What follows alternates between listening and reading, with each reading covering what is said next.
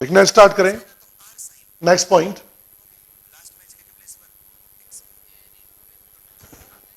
The amplitude and intensity, the amplitude and intensity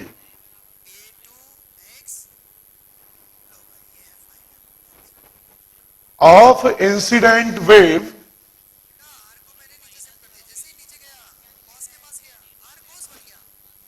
always decreases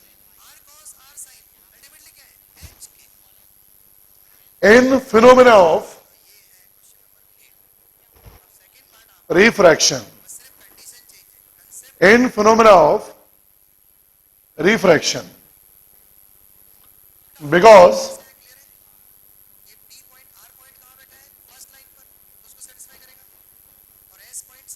some part of its energy, because some part of its energy is reflected back into the same medium.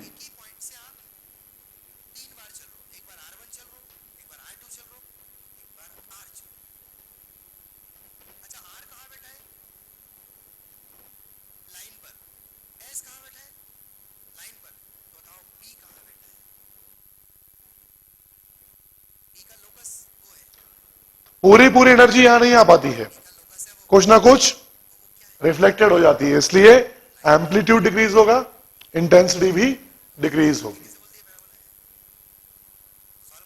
Next point में लिखें, the wavelength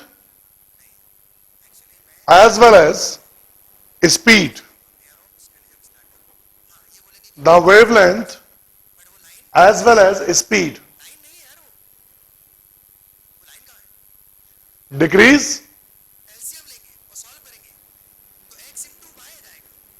for, decrease होगी जब wave enter करेगी rare से denser medium में, when wave enter from rare to denser medium.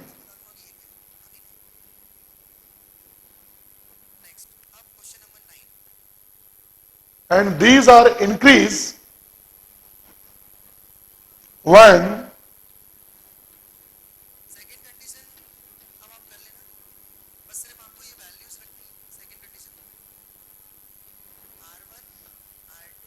wave is enter from denser to rare medium.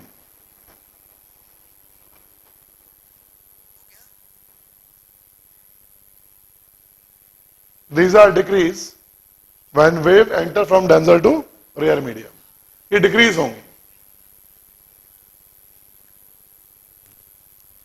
यहां decrease होंगी, यहां इंक्रीज होंगी, यहां इंक्रीज होंगी।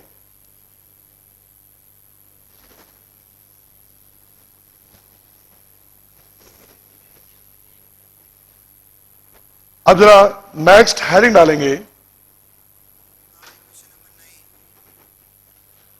reflection of waves through rigid and free boundary. Reflection of wave through rigid and free boundary. Reflection के बारे में हम पहले डेफिनेशन उसकी समझ चुके हैं। फेस के बारे में हमको नहीं पता, मैंने फेस के बारे में आपको वहां कुछ भी नहीं बताया था। अब ये जो डिस्कशन होगा इसमें हमको ये मालूम चल जाएगा कि फेस रिफ्लेक्शन में चेंज होता है या नहीं। रिफ्रैक्शन में फेस चेंज होने का सवाल ही पैदा नहीं होता, फेस सेम रहेगा। यहां पर रिफ्रैक्शन, यहां हम बात कर रहे हैं रिफ्लेक्शन की, from rigid boundary and free boundary. Rigid boundary यानी ऐसी बाउंड्री जिस बाउंड्री के पार्टिकल्स वेव को सपोर्ट नहीं करते। मान लीजिए ये एक रिजिड वॉल है और लिखेंगे नहीं, सिर्फ समझेंगे अभी।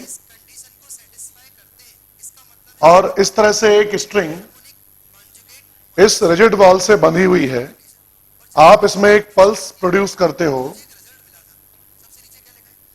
और जब ये पल्स मोशन करते हुए इस पॉइंट तक पहुंचती है तो इस पल्स की हैबिट है हमेशा अपने आगे वाला जो सेगमेंट है पीछे वाले सेगमेंट से हटती जाएगी और आगे वाले सेगमेंट पर जाती जाएगी।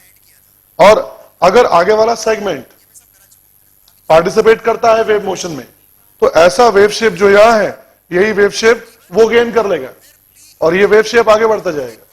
जब ये वेव शेप इस पॉइंट पर पहुंचेगा तो अगर ये रिजिड बाउंड्री है तो रिजिड बाउंड्री के पार्टिकल्स इस वेव शेप यानी इससे जो आने वाली एनर्जी है उसको एक्सेप्ट नहीं करेंगे, तो वापस रिफ्लेक्टेड बैक इसको इसी मीडियम में कर देंगे, तो ऑसिलेट नहीं करेंगे इसके साथ में। तो ऐसी बाउंड्री कहलाती है रिजिड बाउंड्री। इसके पार्टिकल्स जो वेव आप दे रहे हो उस वेव को प्रोपेगेट करने में पार्टिसिपेट ना करें, उसकी एनर्जी को जरा भी एक्सेप्ट ना करें, वापस भेज दें। और दूसरी होती है फ्री बाउंड्री। आप उसको ऐसे समझें,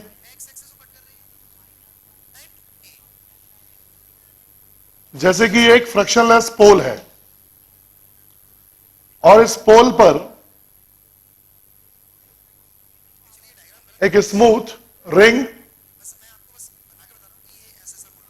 लगी हुई है और ये जो स्ट्रिंग है सेम जैसे इस रिजिड वॉल से बंधी हुई थी इस रिंग से बंधी हुई है। यहां पर वेट mg को कंसीडर नहीं करना, क्योंकि जब हम साउंड वेव के बारे में बात करते हैं या वेव्स के बारे में बात करते हैं तो वहां ग्रेविटी को हम नेग्लिजिबल मान लेते हैं। यहां ऐसा नहीं होगा इसका वेट mg लगेगा। आप इसको ऐसे माने कि हॉरिजॉन्टल टेबल है, फ्रिक्शनलेस रॉड है, उसके ऊपर एक रिंग इस तरह से स्लाइड कर सकती है फ्रीली। ऐसा नहीं है कि वेट mg, इसमें वेट mg नीचे लग जाएगा अगर आप इमेजिन करना चाहें, बाकी mg की बात ही मत करो।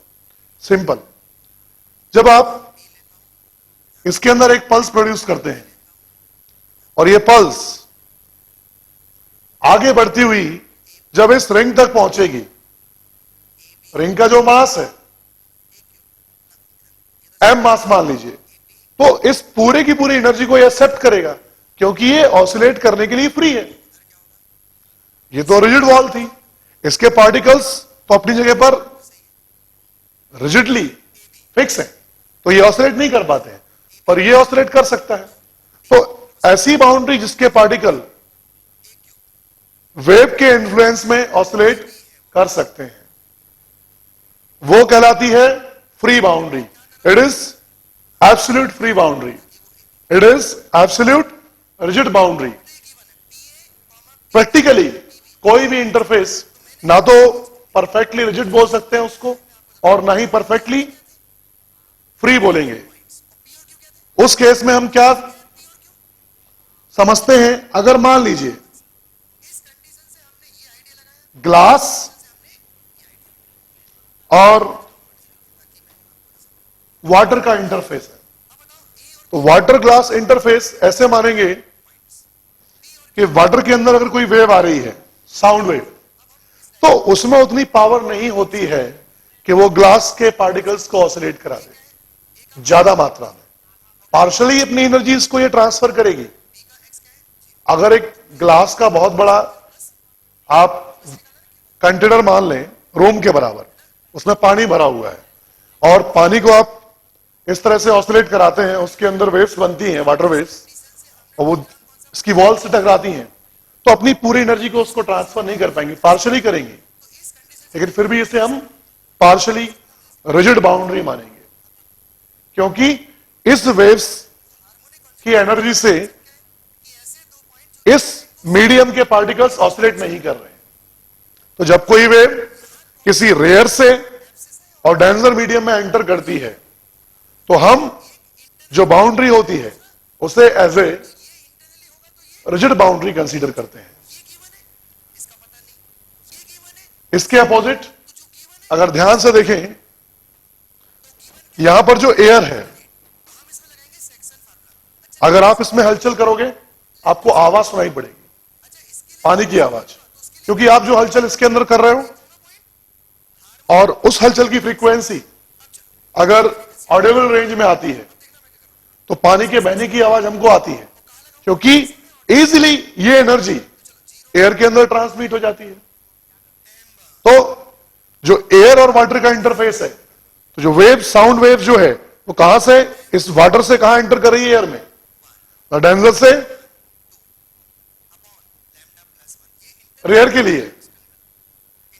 इस केस में अगर मैं बात करूंगा बाउंड्री के लिए, तो ये बाउंड्री काहे की होगी, दैट इज फ्री बाउंड्री।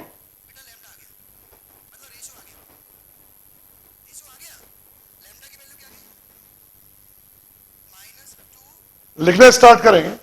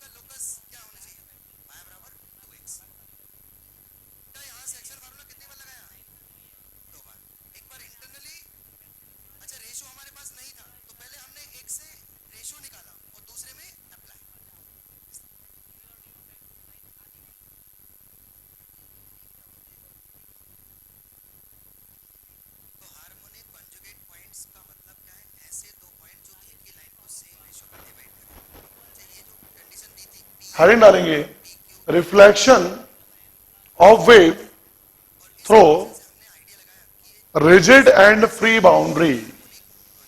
तो सबसे पहले हेडिंग डालेंगे रिजिड बाउंड्री,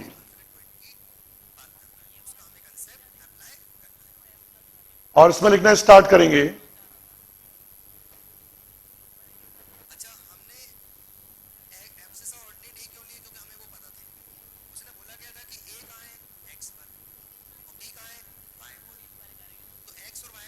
पहले डायग्राम बनाते जाएं साथ साथ में।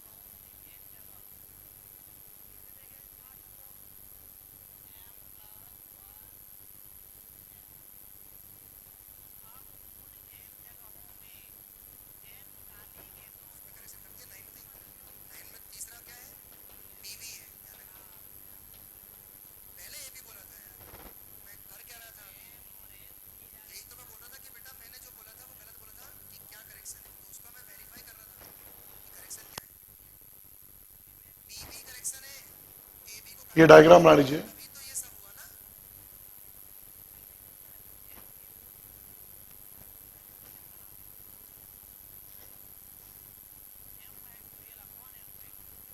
रिजिड बाउंड्री उस बाउंड्री को बोलेंगे जिसके पार्टिकल, यहां मैं बात कर रहा हूं perfectly rigid boundary,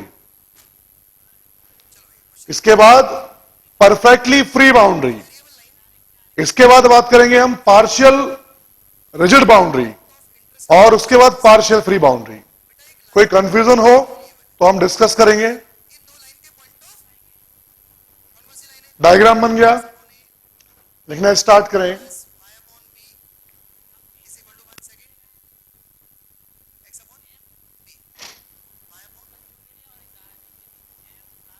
When wave is incident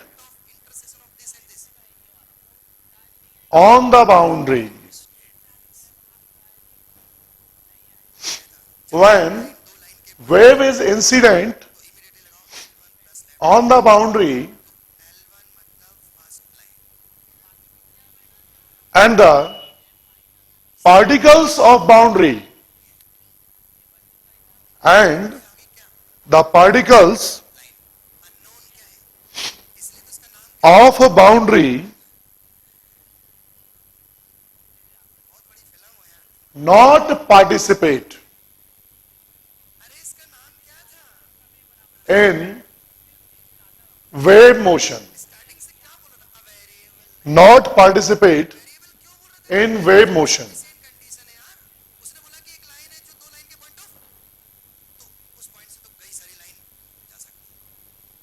So, the total energy of incident wave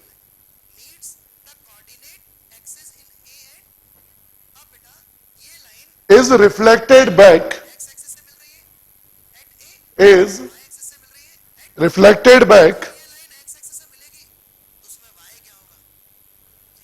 into the same medium.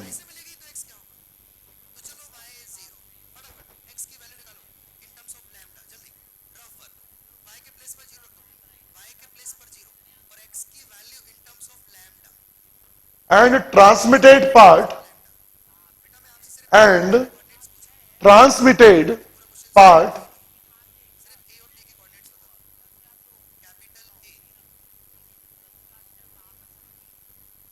into rigid boundary and transmitted part into the boundary.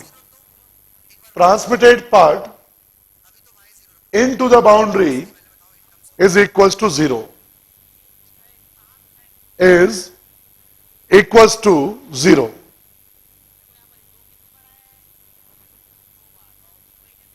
Then boundary known as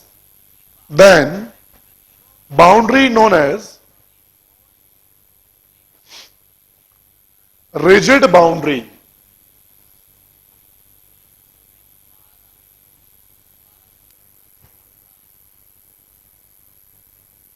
Then boundary known as rigid boundary. तो ये boundary rigid boundary कहलाती है। Rigid boundary से reflection हुआ, ध्यान से देखें, अगर क्रस्ट आ रहा है तो ट्रफ के फॉर्म में वापस जा रहा है। क्रस्ट आ रहा है, ट्रफ बन के जा रहा है। क्रस्ट और ट्रफ के बीच में पाई का फेज डिफरेंस होता है, यानी ये है क्रस्ट और ये है ट्रफ, इनके बीच में पाई रेडियन का फेज डिफरेंस होता है। तो हम लिखेंगे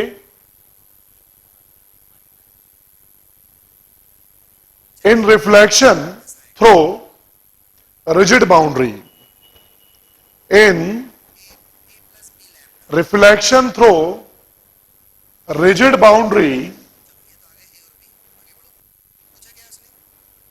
the phase difference of pi radian, the phase difference of pi radian is produced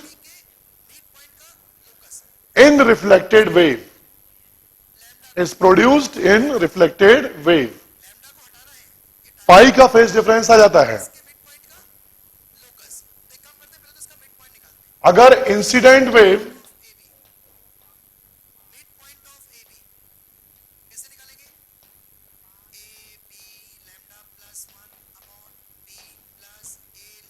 A sine omega T minus के एक्स है, तो रिजिड बाउंड्री से रिफ्लेक्शन के बाद पहली बात पाई का फेज डिफरेंस आएगा, दूसरी बात डायरेक्शन ऑफ मोशन चेंज हो जाएगा। तो रिफ्लेक्टेड वेव होगा, एम्पलीट्यूड हम सेम रख रहे हैं, वास्तविकता में एम्पलीट्यूड डिक्रीज होता है क्योंकि कोई भी बाउंड्री 100% रेट नहीं होती, लेकिन यहां पर हम आइडियल कंडीशन की बात कर रहे हैं, इसलिए ए को हम जैसे का तैसा लिखेंगे।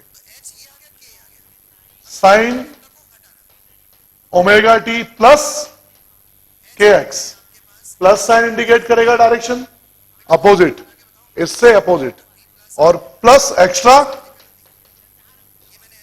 पाई का फेज डिफरेंस। ऐसा चाहे लाइट वेव हो या साउंड वेव हो, सब में होता है same.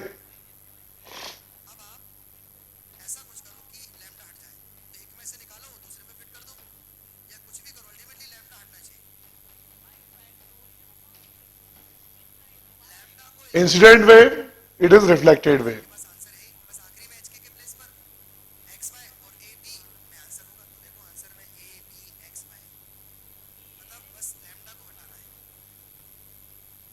Next,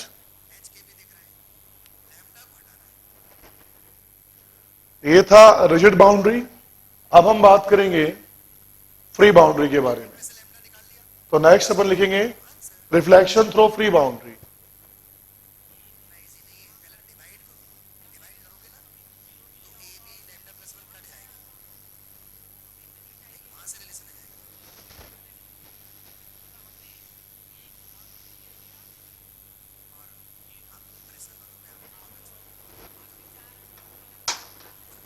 reflection through free boundary, diagram बनाते जाएंगे साथ साथ में।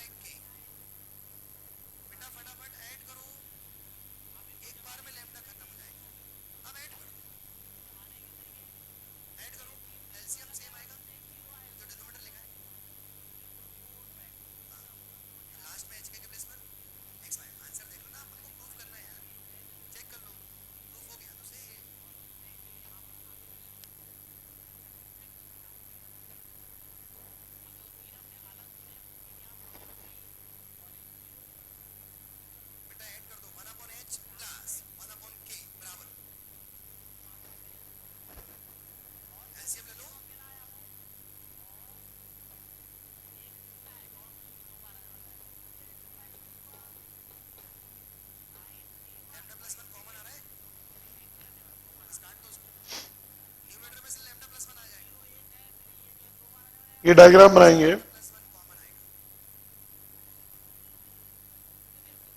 और यहां पर बिल्कुल भी हम ये कंफ्यूज नहीं होंगे कि पहले तो ये वेव के साथ ये पार्टिकल जो है ऊपर को जा रहा है, उसके बाद ये पार्टिकल नीचे को आ रहा है।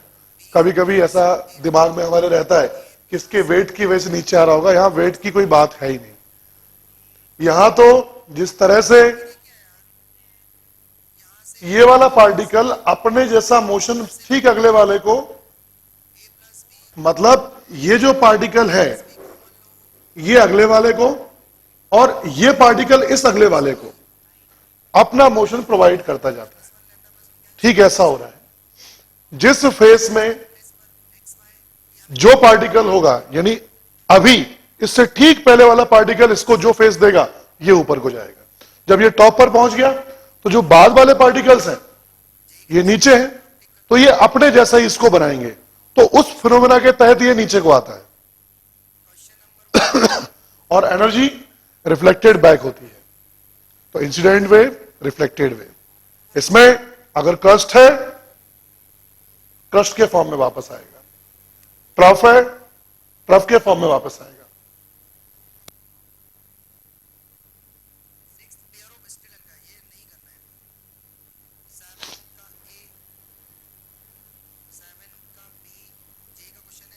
लिखना स्टार्ट करेंगे इसमें।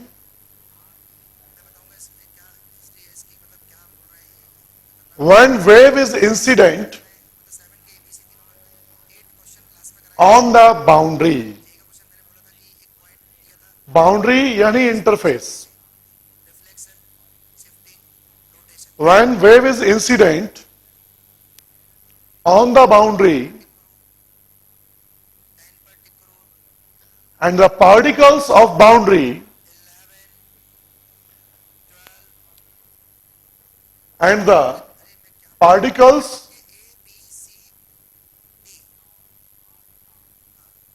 of boundary are participate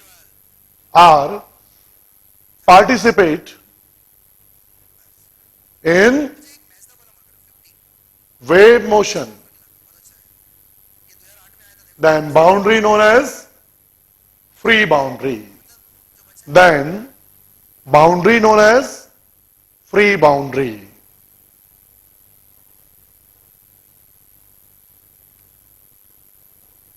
For free boundary,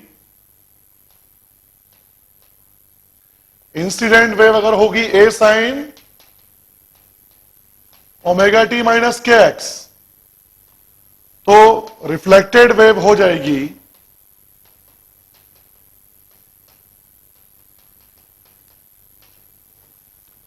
A sine omega T plus के एक्स ओनली। डायरेक्शन चेंज होगा, कोई फेज डिफरेंस नहीं आएगा। जिस क्रस्ट जा रहा है तो क्रस्ट वन के वापस आएगा, ट्रफ जाएगा तो ट्रफ वन के वापस आएगा। तो रिफ्लेक्शन जब इसका फ्री बाउंड्री से होगा तो रिफ्लेक्टेड वेव की इक्वेशन आपको ये मिलेगी। इसके बाद